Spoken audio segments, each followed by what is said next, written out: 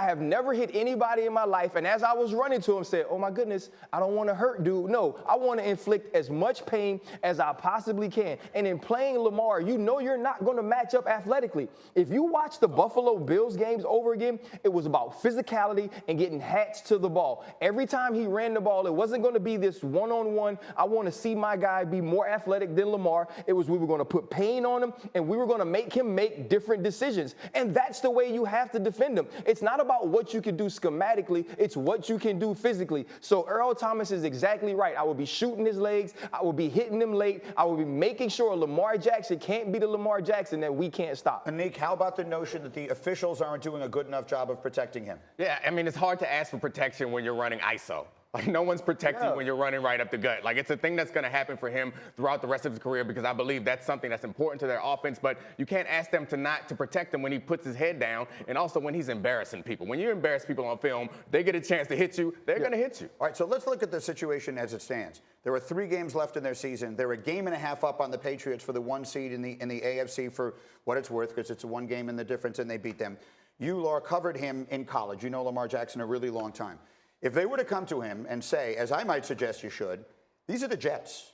We could beat them with RG3 at quarterback. We could beat them with Dan Graziano, DG3 at quarterback. DG3, let's go. Not DG3. You're the third. I am the third. I did see, you didn't know that? I did see Dan in ESPN at the fitness center, though, hitting him right here. And he was looking in the mirror the whole time, too. Yeah, you see it. Yeah. But I'm not elusive. You're going to rip your jacket. I regret making that reference now because there was a good question in here somewhere. And that question is, could you see, if they came to him and said, we want you to sit this game out, how do you think he would react? He's going to hate it. And look, I don't think any player wants to be told, hey, man, sit this one out, you know. But Lamar especially, that's what he's built on, is this chip on his shoulder that may be a boulder on his shoulder that's really fueled him to this point. He didn't want to be saying, oh, you know what, my quad hurts.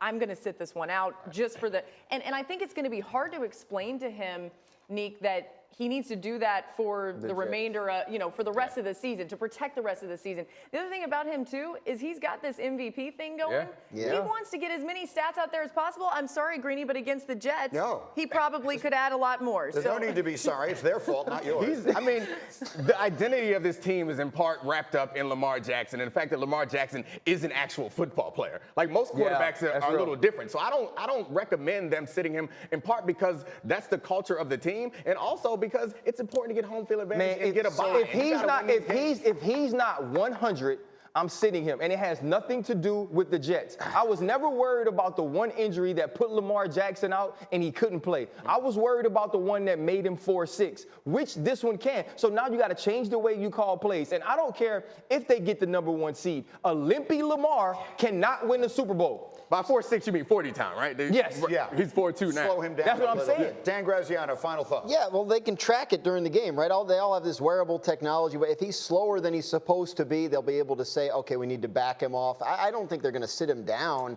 going into the game. But if they get up big, obviously it's these people are not going to be looking at that thing and say, man, when Lamar just ran this ball, he was 4-7-5. Now we're going to take him off the field. RC, he has on the glasses today. He has on the glasses today, so he's going with nerd analytics. Oh, he took him off. It's somene's job to do that and say, look, does he look slow? Fast enough, yeah, I took my glass out. Put up the glass. I'll take the jacket off. I'll put a sweatshirt on. Let's go. Say it with your chest, Dan. It's somebody's job to do that, with your and they will do it.